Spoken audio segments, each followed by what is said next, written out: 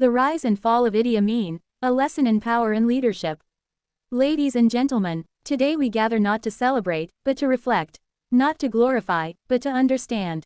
For in the story of Idi Amin Dada, former president of Uganda, we find both the triumphs and tragedies of power, the dangers of unchecked authority, and the lessons that history forces us to remember. Idi Amin rose from humble beginnings. Born in 1925 in Koboko, Uganda, he served in the King's African Rifles of the British Army. As a soldier, he was fearless. As a leader, he was charismatic. He came to power in 1971 through a military coup, promising stability, prosperity, and dignity for Uganda. For a time, many believed in him.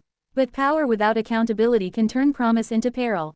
Soon, Amin's rule became known not for the prosperity he promised, but for fear, violence, and suppression. Political opponents disappeared. Human rights were trampled. Estimates suggest that hundreds of thousands of Ugandans lost their lives during his 8 years in power. Yet history is rarely one-sided. Amin also took bold stands against colonial legacies, famously expelling the Asian business community in 1972, claiming to return Uganda's economy to its people. This decision, however, led to economic collapse, as skilled workers and investors were driven away without a plan for sustainable growth. By 1979, Amin's reign crumbled under the weight of rebellion, foreign intervention, and his own misjudgments.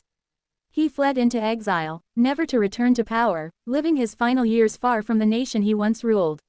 Ladies and gentlemen, the story of Idi Amin is not just Uganda's history, it is a universal warning. It tells us that leadership without compassion breeds tyranny, that nationalism without wisdom breeds isolation, and that power without restraint can consume even the strongest of men. Let us remember these lessons, not to dwell on the pain of the past, but to build a future where leaders are guided by justice, humility, and service to their people. Thank you.